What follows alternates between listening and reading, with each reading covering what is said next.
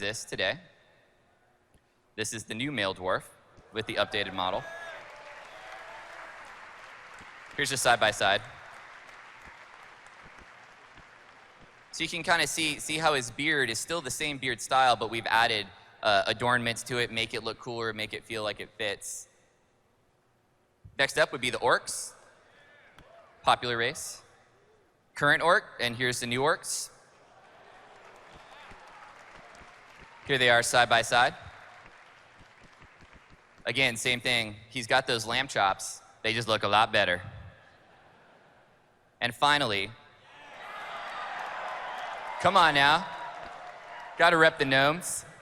So here's the existing gnome, and then here's the new model. I think this gnome very specifically shows what all that work has really paid off. The fact that this gnome looks so much better, but man, I'll be damned, it still looks like a gnome. So we've also got some video to show you guys of these guys in action.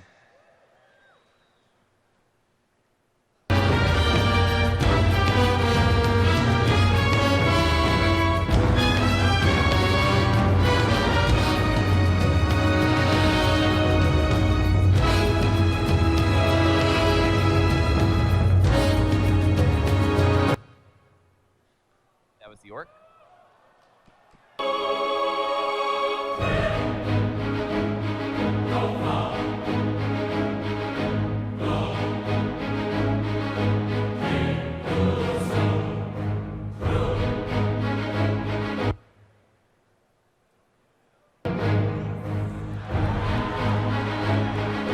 Come on. Gotta have a gnome dance. Shake it.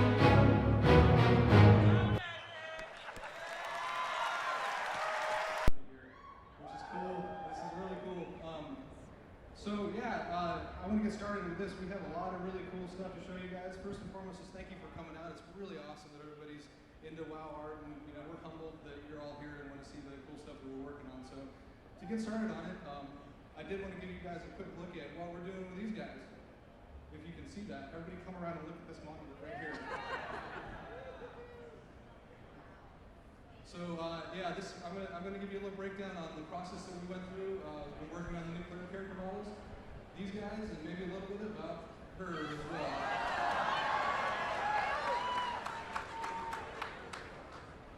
All right, so to get started, I want to talk a little bit about core philosophies that we used when we were redesigning the characters.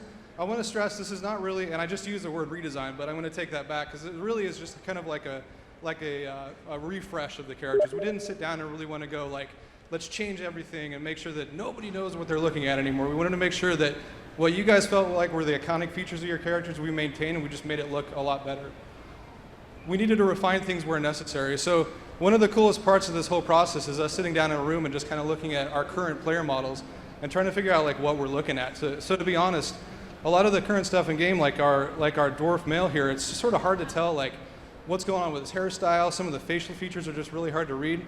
I'm sure this isn't new information to you, but it was one of the things that really took us a long time to go like, if we change this, are people going to be bummed or are they going to be stoked? And hopefully make the decision that is going to make you guys stoked in the end.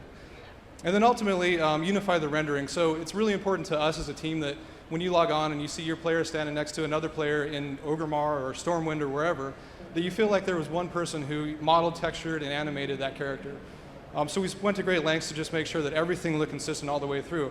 Whether it was a team of 4 character artists that were working on these guys at any one time, and they went back and forth with everybody. This wasn't just one person working in a room. This was, all the character artists, was myself, everybody just kind of pitching in to make sure that they look killer and awesome. And a whole team of animation just to make them move and do really cool stuff. So, next question. All right, next question comes from ACL of Proudmoore. And this person has a 2-part question. Of course, the first one is going to be for you, Chris. Could you share with us some more detail about the actual process of revamping characters? And did you run into any specific hurdles while you were creating them? Yeah, so several thousand hurdles, and all good. And yeah, let's talk a little bit about that. So I mentioned previously these meetings that we'd have about like, what are we looking at? And I think this is a prime example of that. It's obviously the Scourge male. And we all know, obviously, like that's his spine sticking out of his back and he's got bone protrusions on his shoulder. But really when you look at it, the spine's just kind of this weird like slug type shape, and Shoulders are kind of weird, and he's got some facial features that you can't really tell what are going on. So here's what we did with the Scourge male, and here's the updated model.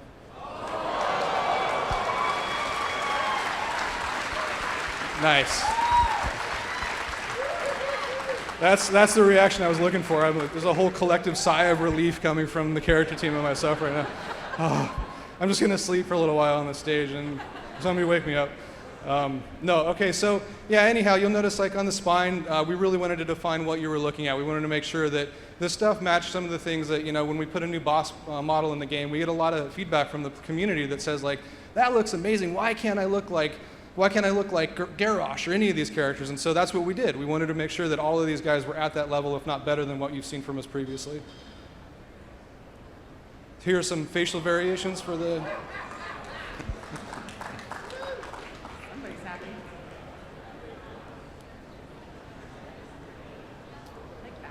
Okay, so yeah, let's that question, and I definitely wanted to talk a little bit about our process. So this is a breakdown of sort of our process, and to give you guys an idea of like how we went about doing this. You see on the top right, that's obviously the current in-game gnome male, and to his left is his wireframe and gray model.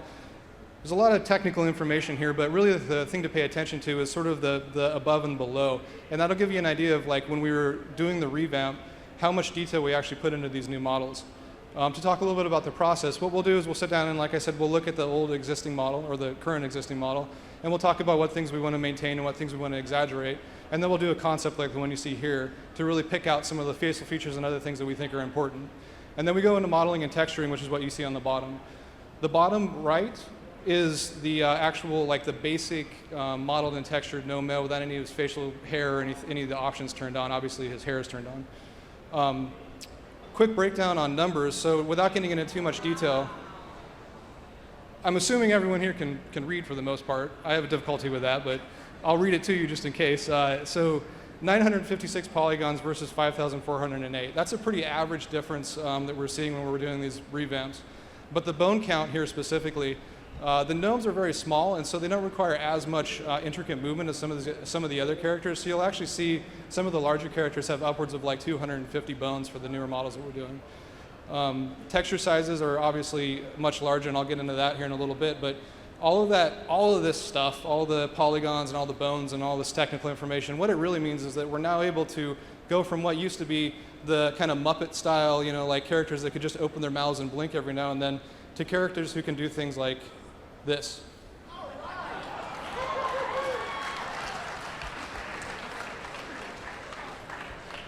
So obviously this has a lot of game implications we're really excited about, whether it's a quest giver that's really adamant about you going and doing something for them, or scared of someone coming to slaughter them.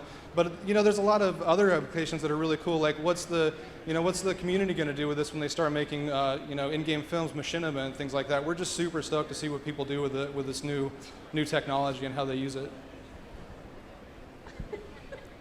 So breakdown of the texture size stuff. What you see here is obviously the in-game dwarf male. So his body texture size, that's what you're seeing in-game right now. His entire body and head is a 512 by 512, and his head texture actually shares that bottom right-hand corner. And it's mirrored, so everything you see on the face currently has to be symmetrical. That hair texture is actually the hair that we use for every single hair that you see in the game has to come off of that one texture. His hand's kind of covering it here, but on the right-hand side you'd see the braid that he has on his beard. But we really have to figure out a way to make that work for everything.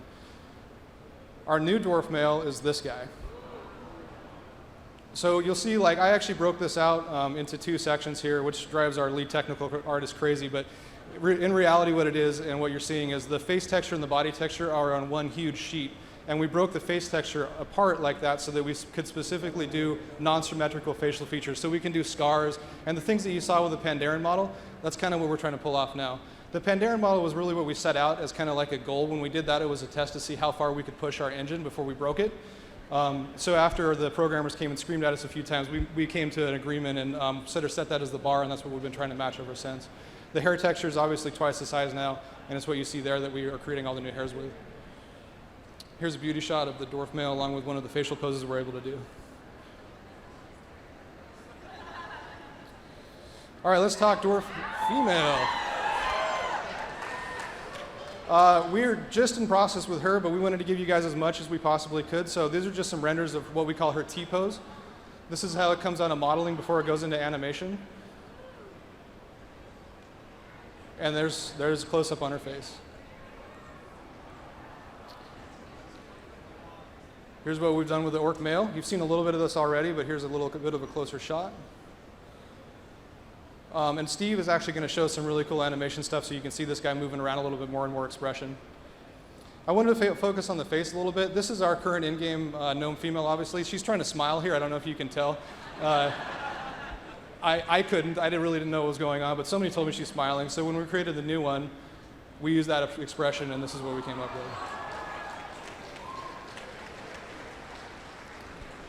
Again, before and after.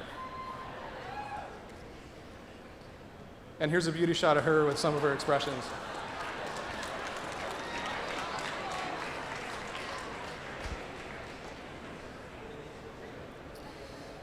And lastly, this guy. Oh, so there's no interest in, okay, I'll just go back to nobody else. Here's where we're at. We just got this guy done. He's hot off the presses, but here's where we're at with the Tauren now.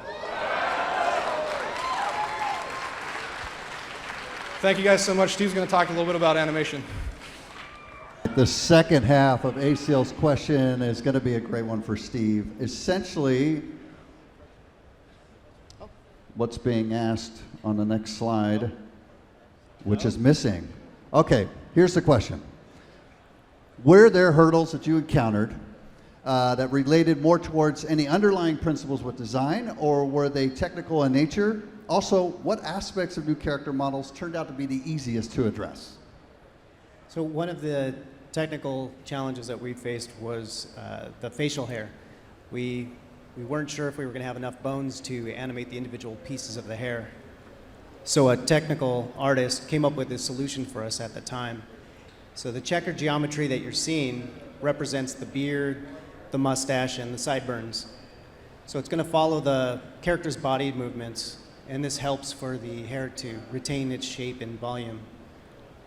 This will also help to prevent it from displaying any odd behavior. We should have used this for the new player character redo. Oh, that'd be perfect. What? Yeah, we could do that.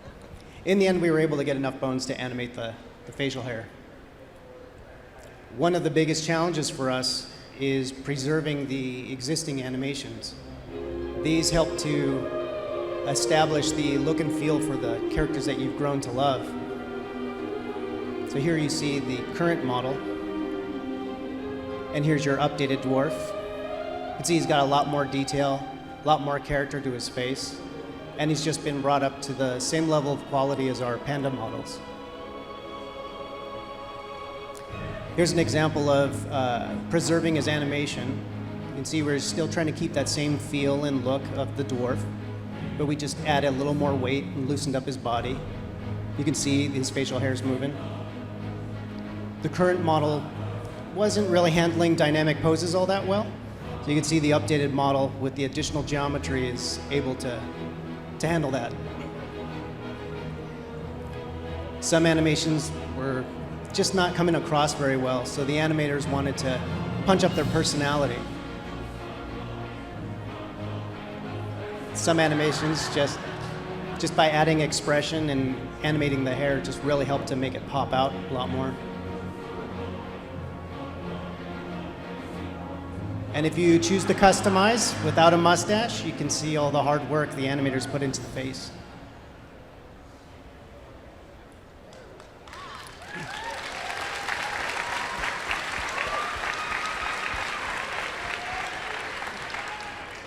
So same process with the orc. His hair was stuck to his body, his face was looking a little plain, and he just needed to be updated. You can see his hair is detached from the body. He just looks a lot more aggressive and feels a lot more muscular.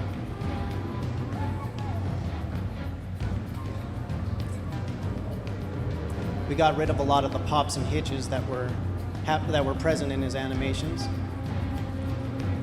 With the walk, we really wanted to increase his weight a little bit more, just make him feel heavier.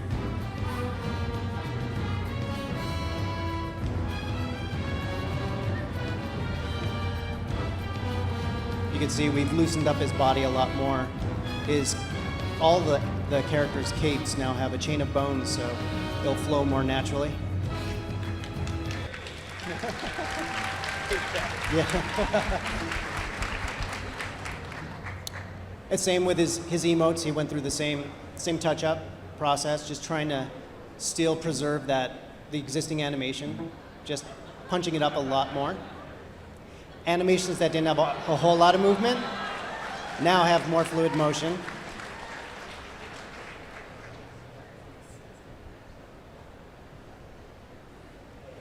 And here's a quick glimpse of the gnomes. By this point, the team has come onto the gnomes. They're comfortable with the facial rig. They've applied the same touch-ups with the adding animation to the hair. And he's just consistent with the orc and dwarf. His facial features are a lot larger, so you can really make out those expressions.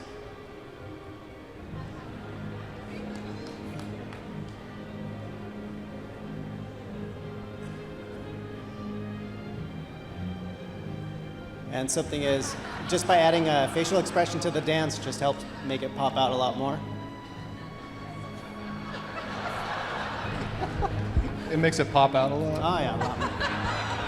Poor choice of words. The animators had a lot of fun with the gnome female. You can see her hair also has movement now. She's got a lot more character to her face. You can really see the emotion coming out of the animations now.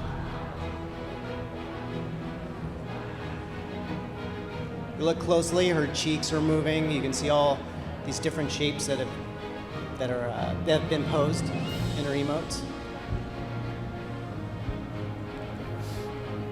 And her dance looks more like she's twerking now, so it's good. It's nice.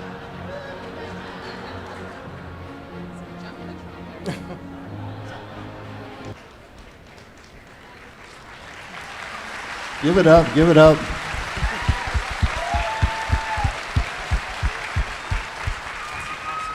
Actually really excited to see what they can do with the machinima now. Next up is a really long question, and this one's going to be for you, Gary. As we can see on the screen, Mahanar from Ice Crown has basically asked when a new zone is about to be created, where does it all begin? Are you taking cues from overhead maps, concept art, or are there other values that need to be considered before a zone can be developed? Well, that's a really good question, Chad, and I'm really glad we got an environment question. But I just want to take a second and thank you, Chad, for coming and being our mentor for us. We asked Chad last minute, and he's from the community team, and I thought he'd be great, and you're doing great. So thank you very much, Chad. I'm so nervous. Awesome. All right, so let's get going. So that's pretty hard to follow up the character team. So as you know, the environment team is responsible for all of the exterior environments of the world. And it's really exciting to talk about what it takes to make an entire zone just from scratch. It's pretty fast and easy, actually. It's just that fast. So most people don't realize that the environment team actually gets a lot of creative freedom, a lot of creativity that we get to put into the game. And when it comes to starting a new environment, or especially a new expansion, it's really exciting time for us because literally anything goes and the possibilities are endless. So sometimes it's a little difficult to get started and figure out where to start in a zone. So to answer the question with the zone maps right here, or the concept art, we actually use a little bit of both. Our concept art, or our zone maps rather, they'll tell us like how big a zone is, how big the playable spaces are, and basically what's happening in the zone. But our environment map, or our concept art rather, that's going to tell us the real meat of the zone, the real artistic vision of the zone, the mood, the lighting, the color of the zone. And it's also important to remember that our concept art is made by artists, and our zone maps, well, they're made by designers. So we have to use both of them actually to fulfill that vision. So luckily we do have help from our extra level team. These guys take all of our props and all of our textures and trees and everything and help us put it together in the zone with WoW Edit that you see here. So they're really all helping us to fulfill that vision from the concept art. We do have a lot of tech help from our tech team, and I got a really cool demo for some texture scaling that we can do. This debuted in Mists of Pandaria, and we're still trying to figure out how to use it best. But isn't that cool? We took a regular size texture and can scale it up, and it still tiles just like a regular texture does. So we can paint another texture right on top and really get a lot of dynamic range out of one texture. Another really cool thing is height-based texturing. So you see I can paint snow right onto the cracks of another texture. So we're basically taking a tile set and putting another texture in there that can tell us the height, and you know, the dark parts there can tell you where the low bits of the texture are. It's really cool process. This also kind of debuted in Mists of Pandaria, but it basically allows the texture artist to paint like a rock texture right onto the snow, and depending on the pressure you're putting, how much that texture is going to come through. So you can see you push harder, more of that texture. I could even take some lava and paint right in between the cracks of another texture. This was literally impossible just a few years ago. Another really cool feature, what you're seeing here, is vertex shading. What that is just lets us like paint light and color right onto the texture, beyond what the texture can do. It really adds a whole nother dynamic range to our environments. You're gonna see here these textures without any vertex shading on. They look really good, but in a second you're gonna see it with vertex shading. There you go. Adds a whole nother dynamic range to our textures. You won't even notice some of that's even happening. Thanks. Very nice. That was Matt Sanders right there. He's working on his own. It's right there. He might be. Another really cool feature I like, which usually comes about the end of creating a zone, is our lighting. So here you see the regular lighting for Frostfire, and there's completely different lighting. That's not just the skybox changing, that's the direct light, the fog, the ambient light is all changing. And look at how much it changes the mood. We can make it feel hot, we can make it feel scary. It adds a whole nother element to just fulfilling that, that vision from the concept piece that we got. So that's a really fast rundown of all of the tech and the work that we go into making all of our zones. Here's a shot of, what is this, Terracar.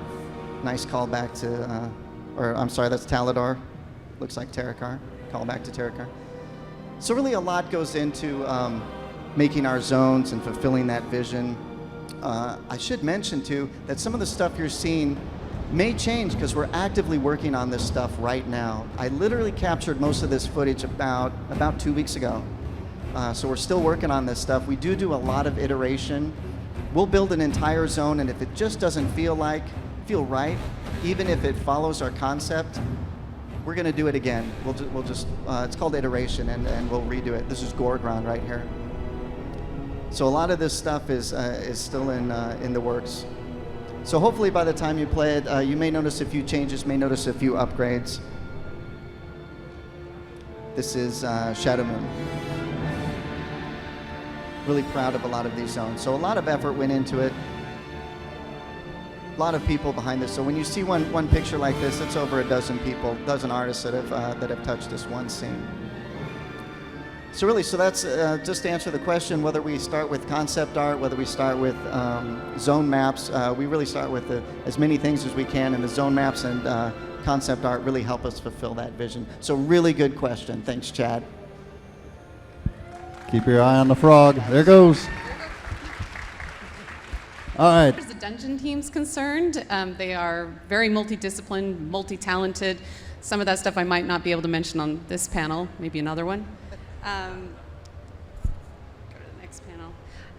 But because of the scope of assets that we create for the game, we divide the team up into two separate skill sets. We have texture artists, and we also have 3D modelers.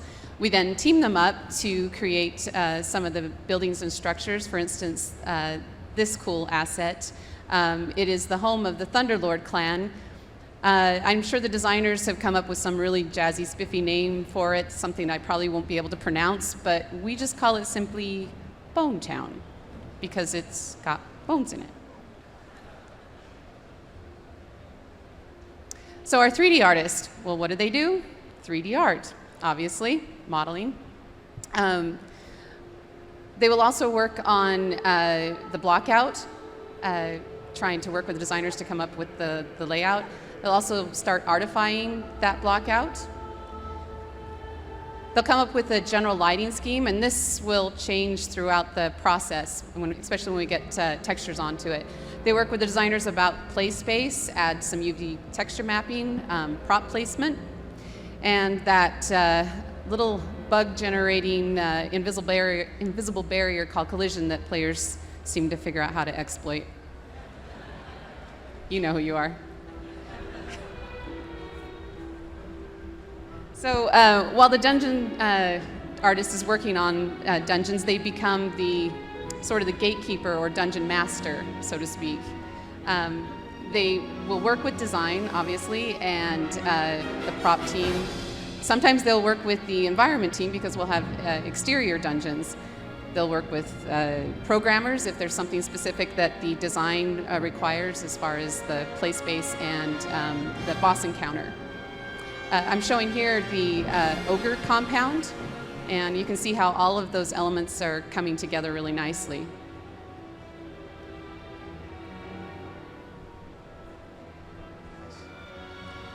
Basically, for dungeon artists, their kind of duty is to develop the flow and the functionality, or what maybe the new and shiny Metsa might call the vibe. The vibe. Missed that cue there. It's okay. So our texture artists, they kind of work a little more organically within the team, working on dungeons as well as cultures. Some of their responsibilities include, but not limited to, coming up with concepts. They'll figure out what material choices. They'll do paint overs on the models, base textures, unique textures, and they will also do UV mapping, their favorite. Maybe not. So our process for creating textures really hasn't changed. Maybe post Missa Pandaria, we're just getting better at it. We still do hand-painted textures. We don't use any photo manipulation, but we have included ZBrush as part of our process, and this is kind of added to the look, enhanced basically what is already a WoW style.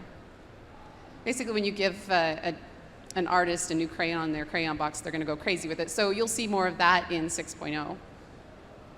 And back to you, Chad. All right. The second question from Tar Hoof asks, as you can see, what goes into designing a cultural package for a new race? Well, first and probably most importantly, we need to get their story. It's what helps us artists kind of brainstorm and come up with some really good ideas. There we go, the story. You can read the little part there. So with the Iron Horde, for example, we already knew we had some design hits that we were kind of vibing on from the Garrosh compound raid. There was one in particular design hit that we really were liking. Grill. Okay, not that grill. This grill. You may recognize it. And we were really liking this design, and so we wanted to make sure we carried it out through 6.0, and this is kind of what we came up with. So it'll be kind of fun if you're walking through the Iron Horde kit, you'll kind of notice this. So once we get the general pitch, we start collecting reference, and we kind of look to history, different cultures, and figuring out how we can pillage some of that and put it into our new culture kit style. Some of the things that we start referencing. As we're working on that, we start coming up with concepts, little rough sketches. Sometimes we'll draw on Post-its, whatever works just to try to get the idea going. The goal for us is to try and bring everything together for not just us artists, but for the designers and pretty much everybody else that's involved in the process. And once we do that, we come up with kind of a taste piece. And this piece, I'm surprised I find it, it's pretty much gets burned and forgotten, and we move on to creating a block out of that piece. And then we'll start playing around with materials and different silhouettes, a little bit of tweaking here, adding spikes there. And then finally, against all odds, we will come up with a design. And everybody is happy with it except for that one guy. And we pretend to ignore him and we move on to the style guide. So the style guide for us is just a bunch of call-outs, kind of helping us know what we want to put across the whole entire kit. Some of the things that we're thinking about when we're creating that, scale and proportions, silhouette, obviously very important, lighting, color, that's huge on our team, and exaggeration, as well as composition once it gets put in the environment. What is it going to look like? So sometimes, as we are coming up with concepts, shapes start to kind of look like other shapes. And this is no offense to the artist. Jimmy Lowe's an amazing artist. But for me, I just started looking at it and I'm like, is there something familiar about this? I don't know, maybe you guys can see it. I don't know. There might be some robots from a cartoon. From the future? From the future, maybe. All right. I'm seeing it. There it is. Ta-da. It's good. People saw it. All right, our next question for Wendy is from Kai Sear of Lightning's Blade. She would like to know, how do you think the WoW art style will evolve in the next expansion and beyond? I would say we're constantly evolving, but our fundamentals will always stay the same. For instance, we're working on the garrisons, and you're probably familiar with these assets. They're from the human and orc from Vanilla WoW. But what we tried to do is enhance the style and enhance the character of them. Once we get the props on this, it'll really kind of start to sing and come together nicely. So, you know, pretty much with the dungeon team, we don't fail to give you eye candy. So look forward to that in 6.0.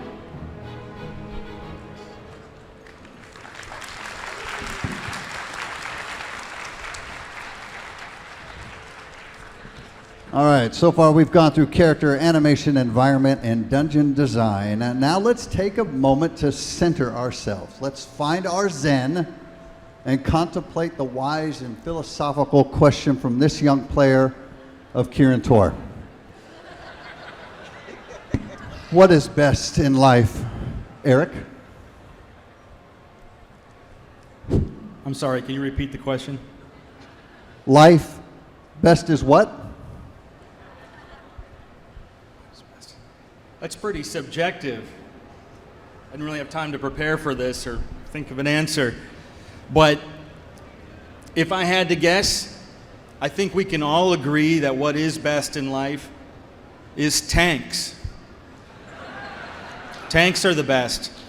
Tanks are the best because you can put a tank with anything and that thing will be better. If you think of a movie with Whoopi Goldberg, if you add a tank to it, suddenly it's awesome.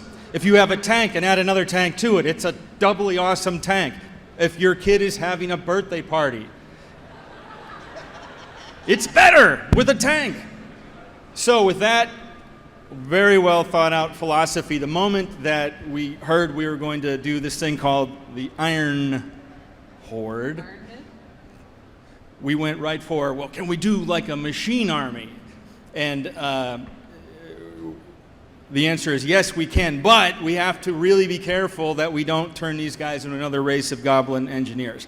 So we also made a style guide, and this is basically a set of rules. I'm not going to make you read all the crap on there, but you can see the ball in the corner with the pointy things on it is the Corcoran Looks like pointy thing ball from Siege of...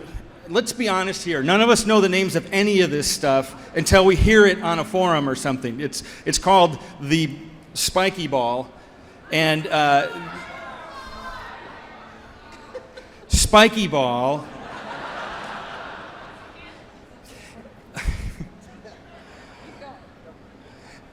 No, now I'm really flustered.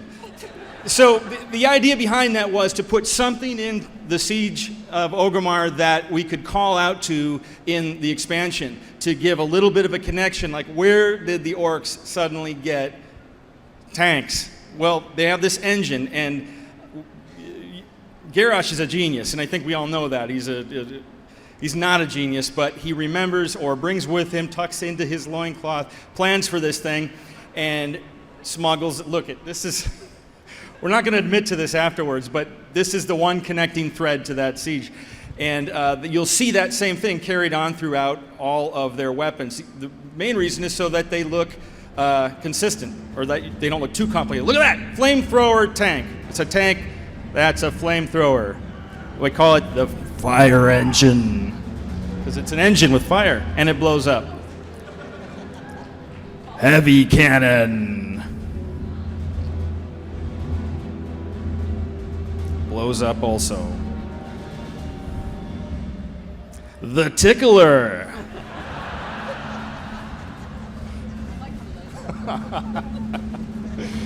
Heavy mortar. It punches. It's a tank, and it punches. Because it's not enough to shoot somebody. You can punch them. And they can punch back. A chariot. I just saw this in the game the other day, and it's really cool having, because it's not super huge, it's just big enough for you to deal with and get run over by pretty easily, but super awesome. Anyway. All right, next up is Catherine from Airy Peak would like to know, how do you decide how far to take a given faction or racial aesthetic? For example, in Mists of Pandaria, the Grummel have their own architecture but lack a unique racial mailbox to go with it. The Klaxi, however, do have a mailbox. How do you decide? Oh, look, apparently they do have a mailbox. Come on. It's a guy. There's all kinds of lore written about these guys. It says they were messengers to the Mogu and then the Pandarians, and it's a really, really wordy way of saying, let's make the NPC be the mailbox. I totally knew that was there. I wrote about the Timeless Isle. So then how do you prioritize this stuff? Mailboxes? Well, or spiky things. So whether or not somebody gets them, so like the Iron Horde, that's these guys here, they probably won't get a mailbox because players aren't going to hang out for long around their stuff. They're going to go in and they're going to fight and fight a lot and get run over a lot. So they don't need a mailbox. But if a race is connected with a hub and players can spend the night there alive, they'll get a mailbox. We base this, how much work we put into these by how much we think we're going to put players there, or put players with them. We're often wrong, of course. I mean, we're never, ever wrong. Ogres, I'm going through a few kits, and I'm going to show you something really sad. So this is all fun, but then I'm going to show you a sad slide.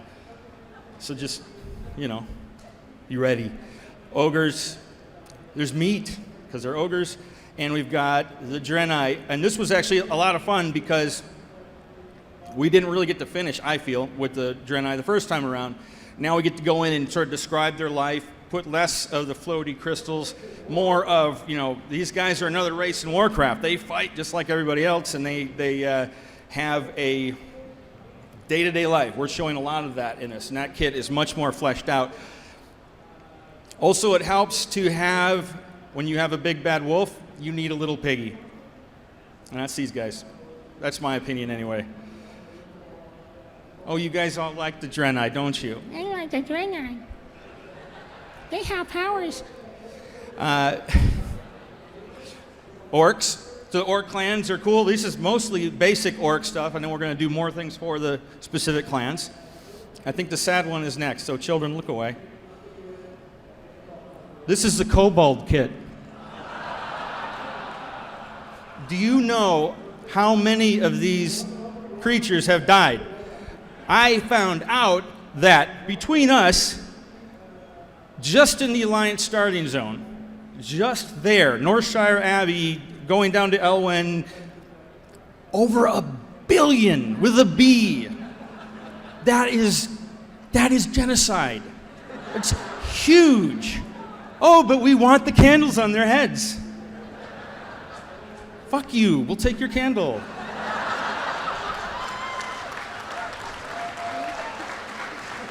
What? All right, I'm going to give this name the precise French pronunciation. Hippo from Shadow Song wants to know how much time goes into set dressing, and are the designs of interior spaces driven by the owners of the establishment and their culture, or the zone they're in, or a combination of both? What? Hippo. So a lot of time. As much as the producers will give us.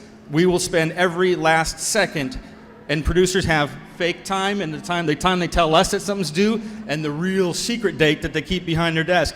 And we know that there's a secret date, so we always push for more stuff. So every chance we get, we try to put everything. It kills us if we end up with something like Kazan, where there was empty goblin houses. It murders us. But this question is very long. Designs the interior space driven by the owners. Yeah, it's driven by the owners. Who else would it be driven by? And the zone. And a combination of both.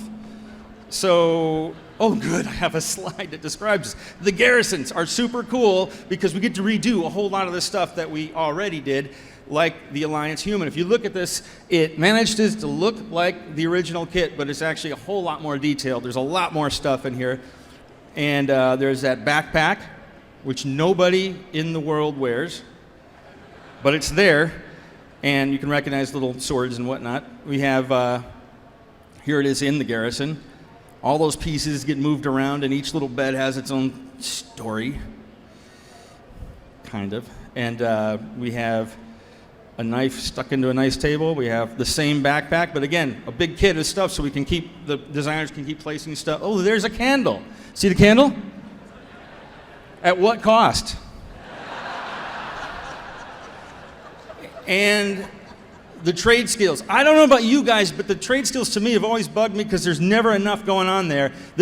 You walk up on this and there's going to be a guy working here. When it rains, I'm going to commit to this. When it rains, he's going to go sit inside and drink or smoke. He's got his own keg there.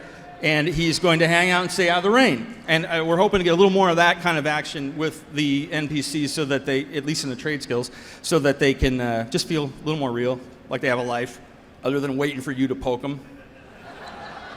There it is in the garrison. Oh, so pretty.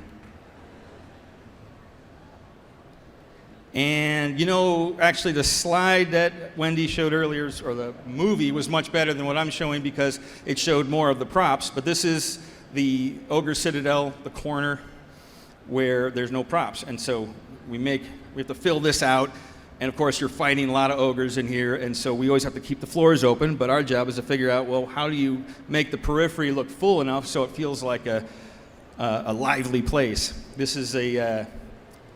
This one is better than her movie because we have a better throne here than the one that was there. It's really nice. Anyway, so we make stuff like that, and that's my last slide. All right, and of course, the most important question about not taking candles: how many candles can you not take in game? I mean, how many different models are there in game? This question is even sadder now because out of all those billions, there's only 572 candles. And I counted them, and I got a look from Chris. It's a look that we never like getting, but I got the look and the little. I just know. When I said I spent an hour. So. You what? I just know how long it takes you to count, so I figure we're probably. My kids already know, but I get to 10, and then I get really flustered. So 572, including 42 of those are for the 42 different kobolds that are in the game as well. All right, there we go. Thank you, Hippo, for making me count all those. Hippo. I'm sorry if you get any harassing tells in game. What I have here is, oh, that works.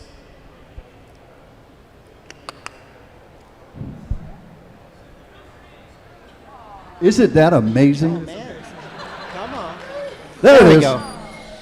So this was an animation for a character that required a spell effect to be applied to it. So to the right of the screen, the animator blocks in, just with simple geometry, the spell effect that he was intending. So this effects artist does an awesome job, but what the block end does is it helps to let them know when the effect should be visible and when it should disappear. The effects artist makes sure that the effect isn't too overwhelming or upstages the character's movements.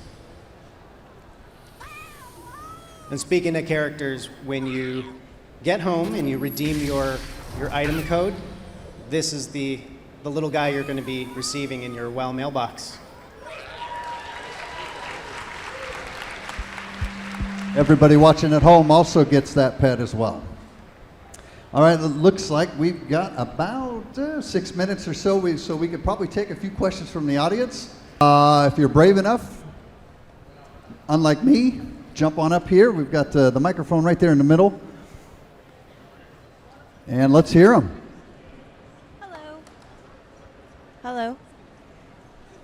As soon as it turns on. Hello? She looks. Hello? There it is. Oh, there we go.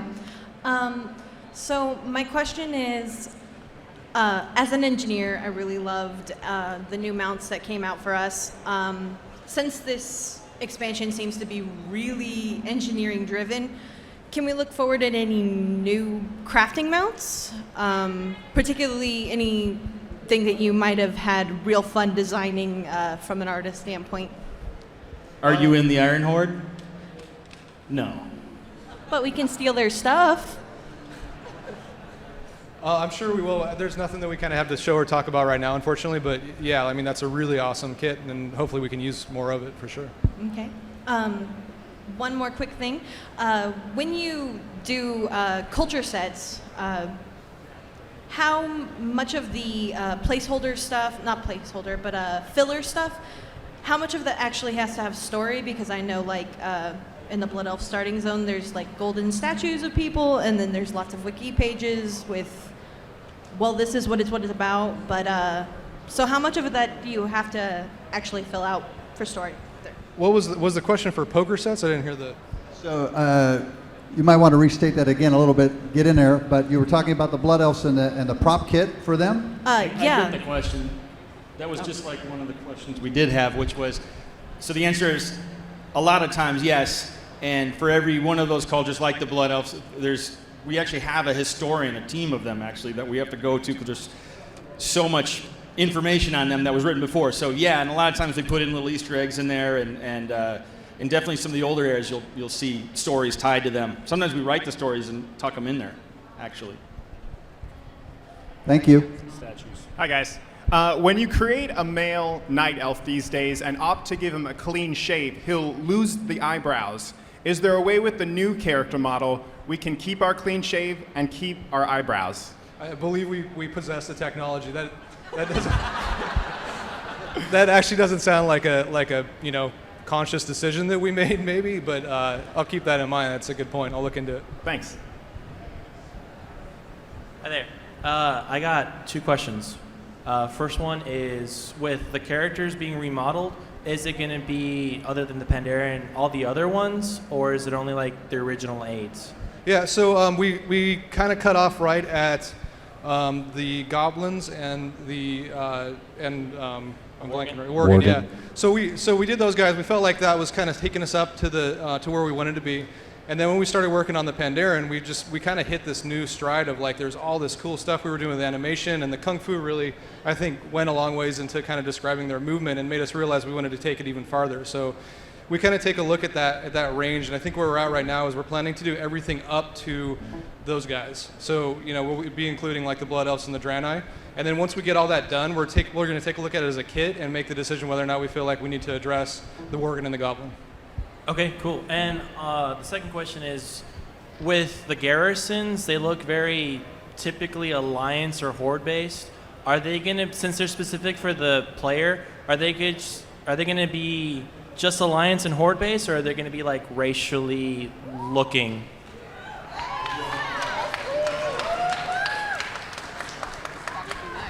Well, we do have some props that have specific race variants to them. The answer I've heard on that is everybody would like Maybe. that. So I think it's a, we'll It's see. a possibility. It's a possibility. Wait, did you say now. racist garrisons or racial? You hear what you want to hear. He does. Hi, thank you. Can you show us or tell us a little bit about the redesign for the female troll, please? Oh, I wish I could. Yeah, we literally, like, I think we just saw the latest rev of that on Wednesday. So unfortunately, I don't have it here. But what I wanted to do, you know, man, I really wanted to come with like the whole thing, right, and just kind of build it up and get everybody excited about everyone. But we don't have them right now. Like, we're kind of right in the middle of it. So we wanted to come and show you as much as possible. And at this point, we're planning on probably doing some website releases or other things just to kind of, as we go along, show you guys our progress and kind of keep you updated on what we're doing with all of that. So I would just look, you know, come to our website and just keep checking back, and we'll put some messaging out there. We'll get chat on it, put some messaging out there about when we're going to be done on that stuff. It's all you now, man. It's all on you. I'll see what I can do. Thank you. My question regards some models, when they have hair or ears, they'll poke through and it makes it look really tacky and gross. With the new bones in hair and that sort of thing, is there going to be less of that or none of that at all? So like when you're wearing a helmet, they'll poke through awkwardly? Is that kind of what you're talking Or about? in the case of my Draenei Paladin, through the shield? Through the shoulder? Through the shield. Oh, the shield? Like when it's in back. Yeah, a certain amount of that is kind of inevitable. Like, you know, we try to cut it off where we can, and we have to make that choice. Is it egregious enough that we're going to take the ears off? And can you notice if we take the ears off? There are a lot of, you know, armor sets and helmets where if we cut them off, you can tell. So we opt to leave them on just for the believability. But, I think we can probably move a little bit more of that stuff with the animation, but I don't think it's going to really give us what we need to make sure that that case never happens. Okay, thank you. We did find some of it, like while touching up the animations, there were a lot of clipping with like the ears and the hair. We've adjusted that and just addressed some of those little clipping issues. All right, you guys, that's going to have to be it for us. Thank you for coming out. Thank you guys so much. On behalf of Chris, Steve, Gary, Wendy, Eric, all the teams they represent, as well as myself, thank you for coming to the Art of World of Warcraft panel. Enjoy the rest of BlizzCon. Thank you for attending